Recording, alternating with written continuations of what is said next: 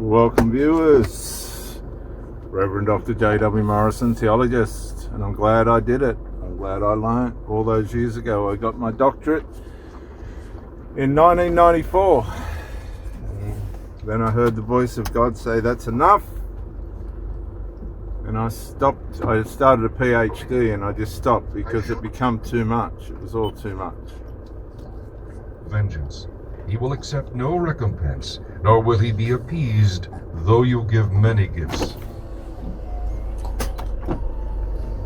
Chapter 7. My son, keep my words, and treasure my commands within you. What do you listen keep to? My commands and live. Just the same My old law music as over the and apple of over your again? eye. Bind them on your fingers. Or are you Write them trying on the to tablet of acquire your heart. wisdom? Say to wisdom, you are my sister. Minute by minute, and call day by day. understanding your nearest kin, that they may keep Got a you limited from the amount of immoral time woman, from the seductress, to have it flatters with and her to words. find it. For at the window of my house I looked through my lattice, and saw among the simple, I perceived among the youths, a young man devoid of understanding, passing along the street near her corner, and he took the path to her house, in the twilight, in the evening, in the black and... You know, wisdom's not something that just falls in your lap. And wisdom isn't something that you just have. You have an element of consciousness towards good and evil by the way you've been raised. Say some people won't ride any other bike besides a Harley Davidson. That's the way they've been raised. Some people won't drink, but they'll smoke dope. That's the way they've been raised. Some people, will get up and do exercise. Others won't, but it's the way they've been raised. That's just the way that life is. Like these couple of people here are out walking, which is really applaudable. And I'll get up and exercise the dog. Now I'll take the dog back. I'll paddle around the bay, go to the gym, go to the pool, and that'll be my morning's holiday sort of start to the day. If the wind comes up, I'll hydrofoil. I got some other things I want to do today, which I will, and that's how it is. You've got to make the effort. You've got to go. Now, a lot of you people have your identity tied up in your work and the type of work that you do. And that's fine. That gives you a sense of self-importance and a sense of identity about who you are. But it doesn't prove who you are in your private life. Many of you are functioning alcoholics, addicts,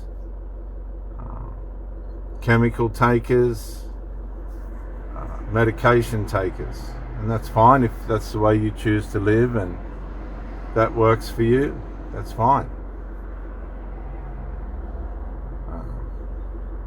But that's not always the best answer for us to get somewhere in life. A lot of people do. A lot of people get through life like that.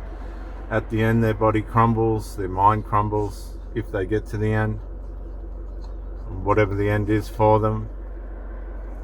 And they just didn't live the life that they should have and could have. As I said in another video before, if you Google son murders mother or father, or daughter murders mother or father, you'd be surprised how much of the news will come up with what's going on with that. There's a lot going on with that.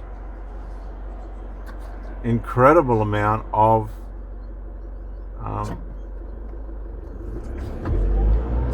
children, adult children and younger children murdering their parents. The world is ungrateful. It's not just something new. You see, we think a lot of what's happening now in human behavior and human nature is all new and it's degenerate. It's been there the whole time. We just have access to it now that enables us to see what can happen and what goes on. through the media. We see it all. We see all that happens, all that's going to happen, what has happened, you know, floods, earthquakes. Jesus said you'll see it all. And it's so common now. It's just so common now that we become desensitized to it. And so in relationships, people are so, what is described in psychology as, they're so flat. They try and train people to a flat level of living. They've made a decision that this is far as their integrity and moral will go. Some people live on the hype of, he's sitting on the buzzer I'll just lock this in and that'll stop the buzzer. Some people are, you know, stuck in the party zone. That's not going to get them anywhere. Some people don't go to the party, but they have the party drugs at home. They got their little drug storehouse at home. And they hide behind closed doors and drug up and drink up and, you know, mess up. It always leads to a mess up of some kind or another. These are the people that end up in threesomes and orgies, and they ruin everything around them, including themselves. They end up having to hide away because their behaviour's been too embarrassing, absolutely disgraceful behaviour. And they think it's all a joke, but it's not. It's the way they've decided to live. And if you get messed up with one of these people, everything just remains flat. There doesn't seem to be any progress. Things don't seem to move forward. There's no stability. They're always enmeshed with their drugs, with their family members. They badmouth people. And then the next thing, they're sitting there eating with them. That's the first sign that they're going to badmouth you. That'll be going on behind your back. These are very weak, unreliable people. They rely on their habits and the edification of people that are just misleading them. They rely on all that.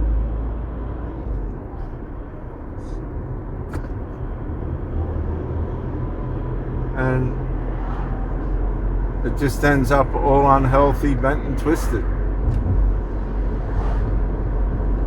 And it happens all the time. You end up one of these flat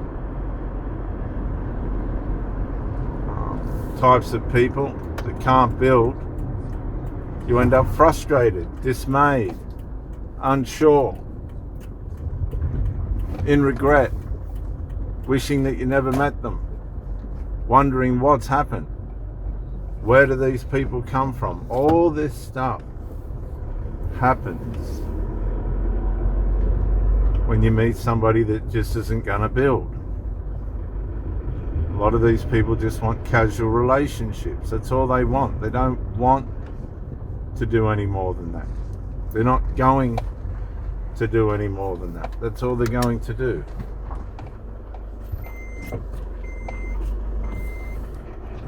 And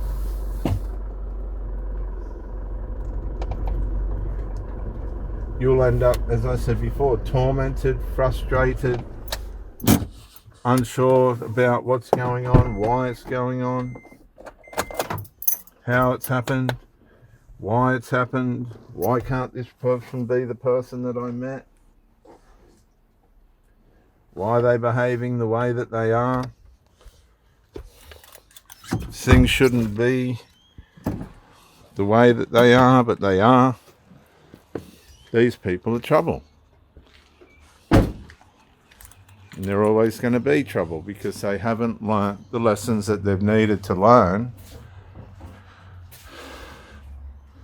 to become better, to improve, to be somebody that's worth hanging around for very long. A lot of these people think you're just going to have, intrusions, the privacy of your relationship ruined and broken by others that they care about. You see, a lot of these people have been so damaged before you come along that the rationale required for a sensible relationship isn't in their psyche. It's not there. They're unable, incapable of providing that for someone. Yet every now and then someone will come along, they'll meet someone will come along that will give them the opportunity to have a sustainable relationship, and they can't tell. And so time gets wasted. Things get wasted. They just make a menace of themselves, and then they rescind back into their dark, horrible cave. They're not accountable. They don't know what responsibility is. They don't want to be a person that grows. They look like they do, but they don't. They end up back where they started. They don't care about wasting their time, and they get old before their time. You have to be aware of these people.